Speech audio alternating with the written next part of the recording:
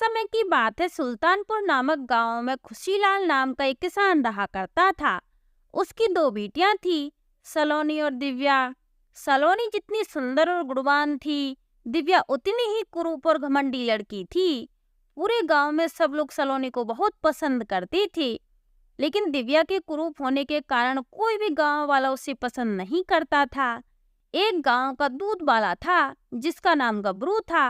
अपनी साइकिल पर गाना गाता हुआ आ रहा था। गबरू बोला, अरे गबरू, चला चल रे, अपनी साइकिल पे गांव गांव दूध बांटने चला रे। तभी उसकी साइकिल खुशीलाल के घर के बाहर आकर रुक गई। गबरू जोर से चिल्लाने लगा, कोई है? अरे दूध वाला गबरू भाई आया है, अरे बाहर आओ, अरे सलोनी जल्दी बाहर आओ। उसके आवाज लगाते ही दिव्या बर्तन लेकर बाहर आती है। गबरू बोला, अरे धत तेरी की, ये क्या देख लिया गबरू? अरे छी छी छी, सुबह सुबह पूरा फ्रेश मूड खराब हो गया है भैया। हाय, इस काली कलूटी को देख लिया है। अरे कितनी बार कहा है तुमसे, तुम दूध लेने क्यों आती हो, लेकिन तुम हो कि अपना ये बदसूरत चेहरा उठाकर अब मेरे सामने चली आती हो। तभी वहां पर सलोनी आती है। अरे क्या हुआ गबरू भैया, क्यों चिल्ला रही हो? सब ठीक तो है ना? फिर गबरू ने कहा, अरे क्या कहा भैया? अरे मैं तुम्हारा भैया थोड़ी लगता हूँ। लेकिन सलोनी जी, आज आप क्यों नहीं आई दूध लेने, बल्कि आपकी ये काली कलूटी बहन, जिसे देखकर मेरा पूरा मूड खराब हो जाता है। फिर दिव्या सलोनी से बोली, ये सब तेरे कारण ही होता है, तू ही मेरे सबसे बड़ी दुश्मन है। तेरे इतने सुंदर होने की वजह से मुझे ऐसी बातें सुननी पड़ती है। और देखो तो सही इस कद्दू जैसे गबरू को, खुद तो 2 इंच का भी नहीं है, और कैसे मेरे काले रंग के कारण मुझे बदसूरत बोल रहा है।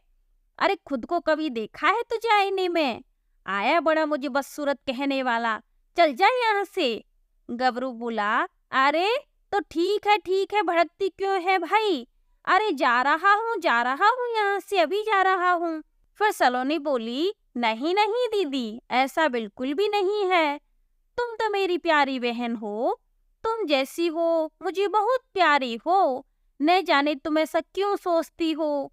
तभी दिव्या और सलोनी के पिताजी खुशीलाल वहां आ जाते हैं। खुशीलाल ने कहा, अरे उठ गई मेरी दोनों प्यारी बेटियां, क्या बात है दिव्या बेटी, आज तो तुम भी जल्दी उठ गई, वरना तो तुमसे पहले रोज सलोनी बिटिया ही उठा करती है। दिव्या बोली, क्या कहना चाहती हो आप पिताजी? आज जल्दी उठ गई मतलब यही कहना चाहते हो कि मैं रोज कितनी देर तक सोती रहती हूँ, और आपकी ये प्यारी बेटी सलोनी कितनी अच्छी है जो रोज सुबह जल्दी उठ जाया करती है। आखिर इस सलोनी की तो तारीफ करते हो, इतनी सुंदर जो है ये, मैं इतनी कुरूप जो हूँ। जिसके बाद दिव्या वहां से चली जाती है। खुशीलाल ने कहा, अरे नहीं नहीं बेटा, तुम ऐसा क्यों समझती हो? मैं तुमसे उतना ही प्यार करता हूँ जितना मैं सलोनी से करता हूँ, लेकिन ना जाने क्यों तुम ऐसा सोचती हो। सलोनी बोली, अरे पिताजी आप चिंता मत कीजिए, दिव्या तो बस ऐसे ही बोलती है, दिल की बहुत अच्छी है मेरी बहन, आप चिंता मत कीजिए। देखिएगा एक दिन दिव्या दीदी ऐसी बातें करना बंद कर देंगी। अच्छा पिताजी, आप गांव के बाजार जा रही हो ना, तो मेरे लिए लाला की दुकान से गर्मा गर्म समोसे लेते आना, आज बहुत दिल कर रहा है मेरा। खुशीलाल बोला, अच्छा ठीक है बिटिया, ले आऊंगा तेरे लिए समोसा। अच्छा अब मैं चलता हूँ। थोड़ी देर बाद खुशीलाल समोसे और जलेबियां लेकर आता है। फिर खुशीलाल बोला, अरे कहाँ हो मेरी प्यारी बेटियों, दिव्या और सलोनी?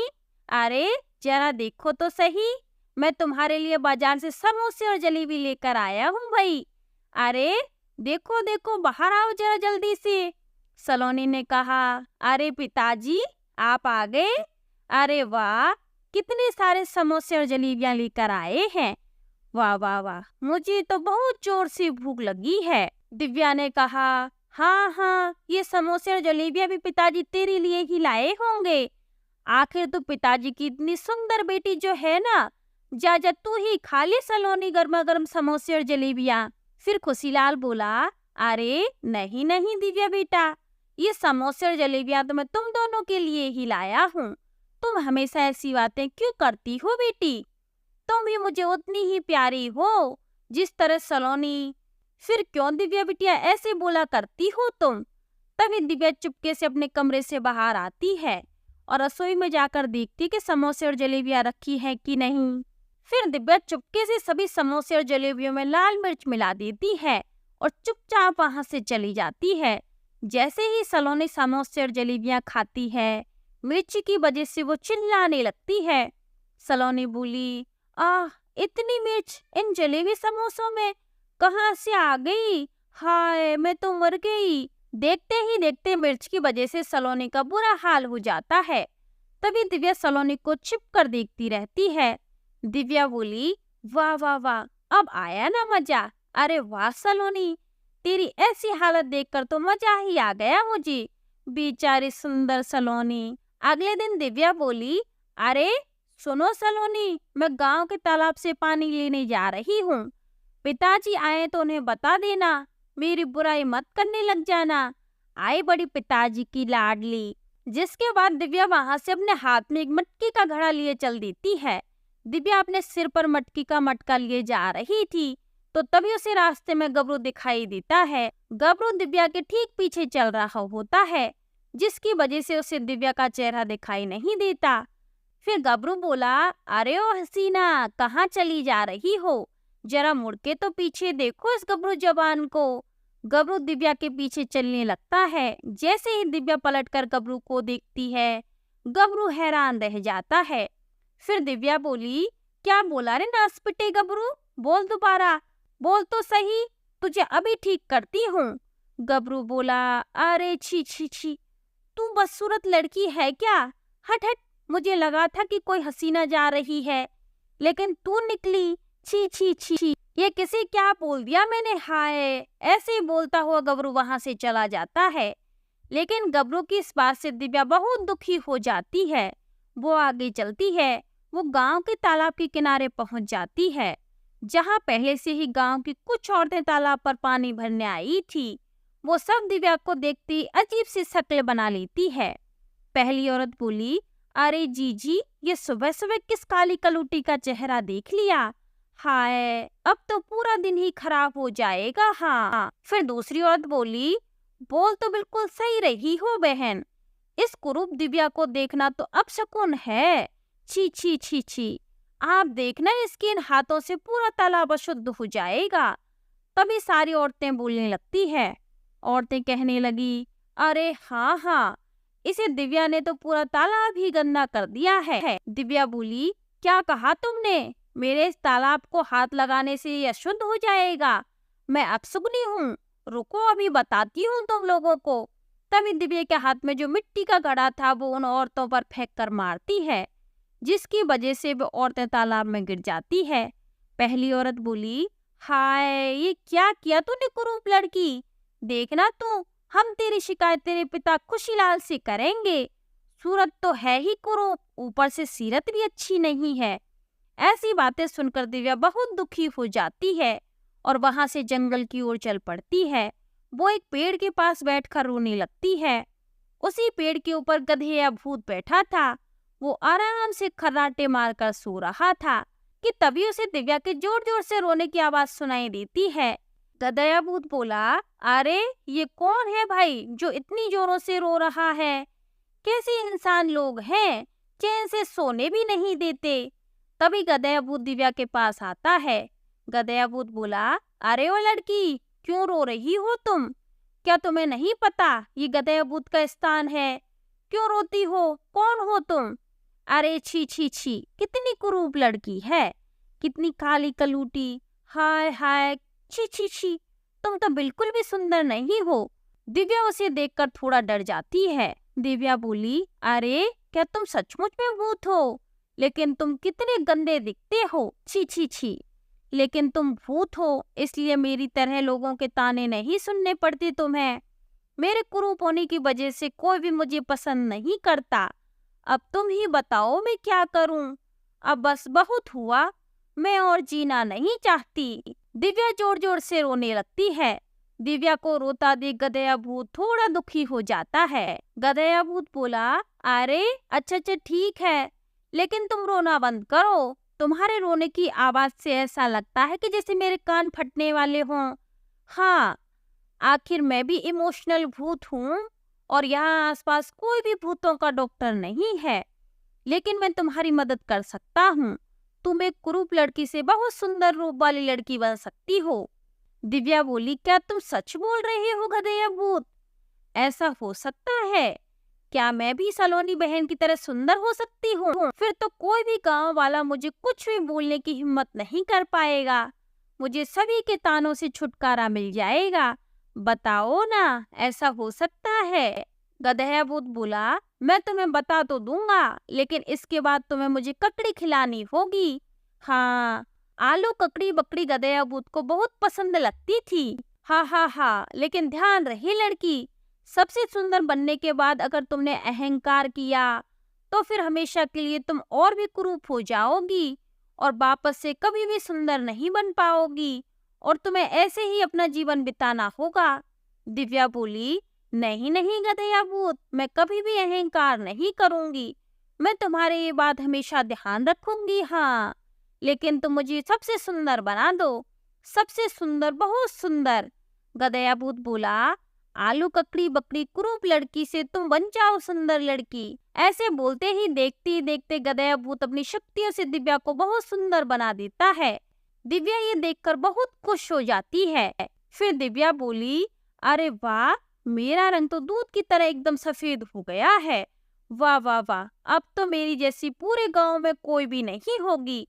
तुम्हारा बहुत बहुत धन्यवाद। फिर गधेया भूत बोला, अच्छा अच्छा ठीक है, अब तुम जाओ, लेकिन मेरे लिए ककड़ी लाना नहीं भूलना। हाँ। जिसके बाद दिव्या अपने घर जाती है, जहाँ उसकी बहन और बाकी सभी गांव वाले दिव्या को देखकर हैरान रह जाते हैं। फिर एक व्यक्ति बोला, अरे ये क्या, देखो इस दिव्या को, देखो तो सही, ये तो कितनी काली थी और अब देखो तो बहुत ही सुंदर हो गई है भैया। अब इसकी जितनी सुंदर तो पूरे गांव में कोई भी दूसरी लड़की नहीं है भैया। वाह, ये तो चमत्कार ही हो गया है। दिव्या ये बात सुनकर बहुत खुश हो जाती है और अपने घर जाती है, जहाँ सलोनी बैठी हुई उसका इंतजार कर रही थी। लेकिन सलोनी जैसे ही दिव्या को देखती है, उसके होश उड़ जाते हैं। सलोनी बोली, अरे ये क्या दीदी, तुम तो पूरी तरह बदल गई हो। आखिर कहाँ गई थी तुम? मुझे बताओ, मैं और पिताजी तुम्हें कब से ढूंढ रहे थे। फिर दिव्या बोली, हाँ ठीक है, अब आ गई हूँ ना मैं, और ये देख, अब मैं तुमसे भी ज्यादा सुंदर हो गई हूँ। अब तू देखना, पूरे गांव में सिर्फ मेरी ही सुंदरता की चर्चा होंगी। अच्छा, मैं जाकर अपने कमरे में आराम करती हूँ, आज मैं बहुत थक गई हूँ। जिसके बाद दिव्या वहां से अपने कमरे में चली जाती है। सलोनी बोली, आखिर ये दीदी को क्या हो गया है? दीदी एकदम से इतनी सुंदर कैसे हो गई? मेरी तो कुछ समझ में ही नहीं आ रहा है। उधर जब से दिव्या का सुंदर रूप हुआ, वह गांव वालों को कुछ भी नहीं समझती थी, बस सबको अपने सुंदर होने का घमंड दिखाया करती थी। एक दिन दिव्या सब्जी खरीदने गांव के बाजार में जाती है, तभी उसे एक भिखारिन बुढ़िया अपने हाथों से दिव्या के हाथ को पकड़ लेती है। बुढ़िया ने कहा, अरे ओ बेटी, मुझे कुछ खाने को दे दो, कई दिनों से कुछ भी नहीं खाया है, कुछ खाने को दे दो बेटी। दिव्या ने कहा, अरे छी छी छी, कौन हो तुम? मेरा हाथ पकड़ने की तुम्हारी हिम्मत कैसे हुई? मुझे छूने की, छोड़ो मेरा हाथ। तुमने अपने गंदे हाथों से मुझे गंदा कर दिया है। छी छी छी, अब मुझे घर जाकर गंगा जल से स्नान करना होगा। ये सब सुनते ही बेचारी भिखारिन बुढ़िया बहुत दुखी हो जाती है और गुस्से में आ जाती है। बुढ़िया बोली, क्या कहा तूने? गंदे हाथ? बहुत घमंड है ना तुझे अपने इस रूप पर। तो जा, मैं आज तुझे श्राप देती हूँ, आज के बाद तेरा ये रूप चला जाएगा और तू फिर से कुरूप हो जाएगी। फिर दिव्या बोली, अरे जा भिखारिन, तेरे जैसी मामूली बुढ़िया मुझे क्या श्राप देगी? चल जा यहाँ से, मैं गांव में सबसे सुंदर हूँ और हमेशा मैं ही सुंदर रहूंगी, मुझसे सुंदर और कोई हो ही नहीं सकता। फिर दिव्या अपने घर जाती है और घर जाकर सो जाती है। लेकिन जैसे ही वह उठती है, सलोनी उसे देखकर हैरान रह जाती है। सलोनी बोली, अरे ये क्या हुआ दीदी आपके चेहरे को? ये कैसे हुआ? दिव्या बोली, अरे तू जलती है मुझसे इसलिए ऐसे बोल रही है। हाँ, मेरा सुंदर चेहरा अच्छा नहीं लगता ना तुझे? आई बड़ी। तभी दिव्या शीशे में अपना चेहरा देखती है। उसका पूरा चेहरा बेहद ही कुरूप हो जाता है और चेहरे पे एक बड़ी सी नाक उगाती है। तभी दिव्या जोर जोर से चिल्लाने लगती है। दिव्या बोली, हाय हाय ये क्या हो गया? तभी दिव्या गधेया भूत के पास पहुंच जाती है। दिव्या बोली, अरे गधेया भूत, ये देखो ना क्या हो गया। क्या कर दिया तुमने? मुझे पहले जैसा ही अधिक खूबसूरत बना दो ना। मेरे चेहरे पर एक कितनी भद्दी दिखने वाली नाक उगाई है। ये क्या किया तुमने? फिर गधेया भूत बोला, अरे हाँ सच में ये क्या हुआ? तुम तो पहले से भी अधिक भद्दी दिख रही हो। छी छी छी। और ये क्या तुम आज इतने दिनों बाद आई हो खाली हाथ? कहाँ है ककड़ी? यहाँ न जाने कितने दिन से मैं रोज तुम्हारी राह देख रहा हूँ कि तुम कब मेरी फेवरेट ककड़ी लेकर आओगी और कब मैं लबालब ककड़ी खाऊंगा। दिव्या बोली, मैं तुम्हारे लिए बहुत सारी ककड़ी लेकर आऊंगी, बस तुम मुझे फिर से सुंदर बना दो। फिर गधेया भूत बोला, तुम बहुत ही स्वार्थी लड़की हो। यह सब तुम्हारे ही कारण हुआ है। तुम्हारी ये दशा है ना जो तुमने ही की है। सुंदर होने के बाद भी तुम अहंकारी हो गई थी।